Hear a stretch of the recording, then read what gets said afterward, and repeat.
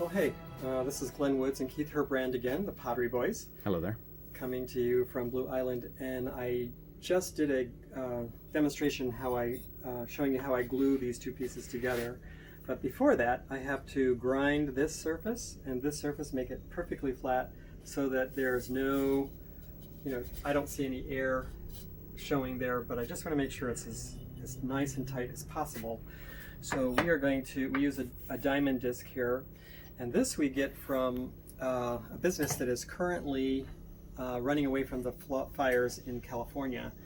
But it's slickfoot.com is where you go, and they've got a double-sided grinding disc. This is the coarse side, this is a fine side, and it just fits right on your bat tins. So it's actually really nice. That's slickfoot.com. You want to always flood the surface with water, and if you want to get a little closer, I'm just going to push this down. It's really important not to push hard because number one, you'll knock the diamonds off, and number two, if this grinding edge catches this edge, it'll push the piece over, and it'll serious thing. Not only could it destroy the entire piece, but it rounds this corner. We want a nice sharp corner. So I'm going to turn the wheel off, put it down, and this is going to be loud, but then we let it go around about 10 or 20 times.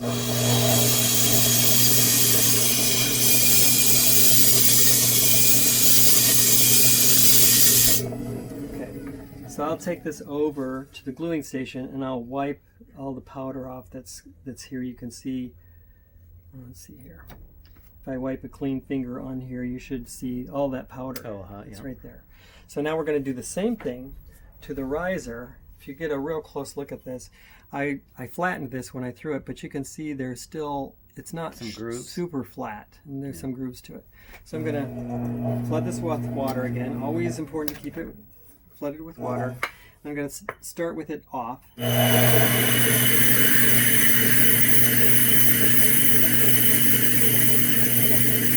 I'm not pushing down real hard. I just want to make sure I get a nice flat surface here.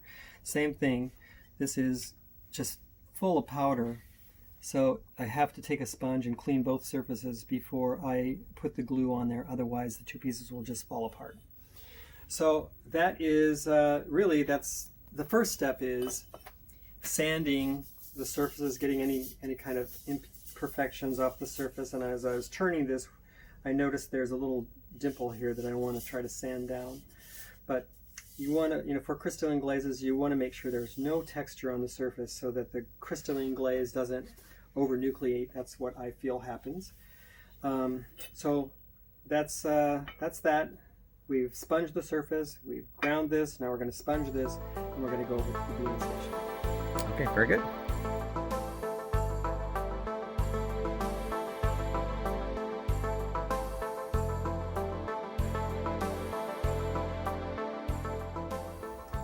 Okay, this is Glenn Woods and Keith Herbrand. Hi all. We're the Pottery Boys, and we're coming to you from Blue Island this morning. Thought we would just take a little time to talk to you about how we prepare our pieces for glazing.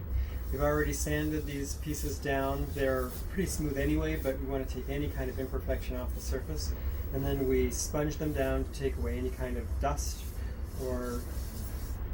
basically from the sanding. And we also grind the bottom, and we grind the top of this. This is a riser and catch tray, and a lot of people, Keith did a demonstration on how to throw the risers. A lot of people will throw the riser and the catch tray separately, which really works well, but this is our preferred method. And so I'm going to just show you how we attach this piece. We're going to put it on here as this fires. Glaze is very fluid. About 10% of the glaze will roll off this piece and into this catch tray, and hopefully we've made the catch tray large enough that it'll catch all the glaze that flows off, but not so large that we can't get to the part here where the two pieces come together. And does this have to be the same clay body? Actually, we use the same clay body, but William Schran, I believe, uses a different kind of clay body, and which really makes a lot of sense. If this riser shrinks at a different rate than the piece itself, there's a lot more tension between the two pieces, and they remove a little easier. We use this material that we mix up. It's 50% EPK and 50% alumina hydrate, If I'm going to error, I'm going to add more alumina than EPK.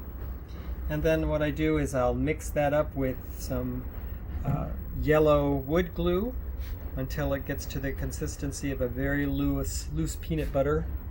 Okay, so I put a bead on here, and then I smooth it out. This is a tip that Holly McKean from Canada gave us, and it really is great.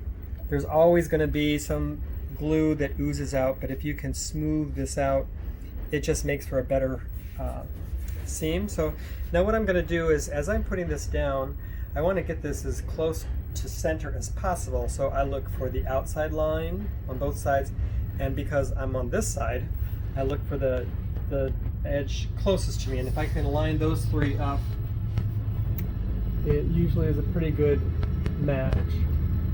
So now I turn the wheel and I just try to balance it out. The trick with this is, if the riser is a little bit too wide, wider than the base itself, the glaze will flow down, it hits that little ledge, and then it flows under the piece. So if you're going to err on any side, you want the riser to be just slightly smaller than the diameter of the foot. So then we have these really great sponges on a stick. They just went out of business, so if anybody knows where to get these, if you could let us know, that'd be great.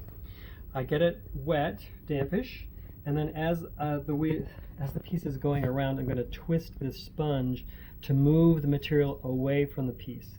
If I let it touch the piece, then it could disturb the glaze.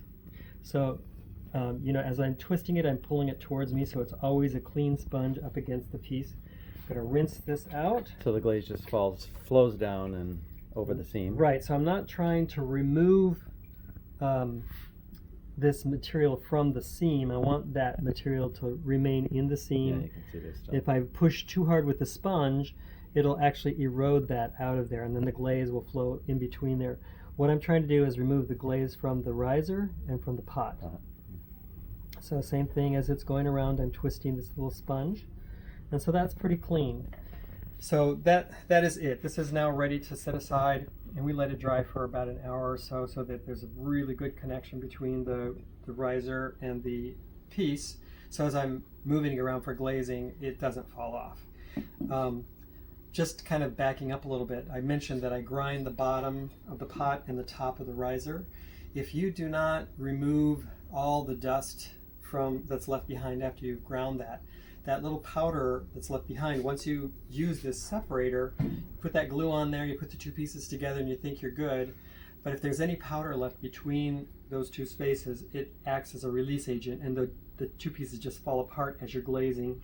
And I've watched people lose pots in buckets of glaze because they're holding it by the riser, and at a certain point, once it's dry enough, it should hold up to that. But oftentimes, if there's too much powder left between these two pieces, it'll just fall right on the glaze.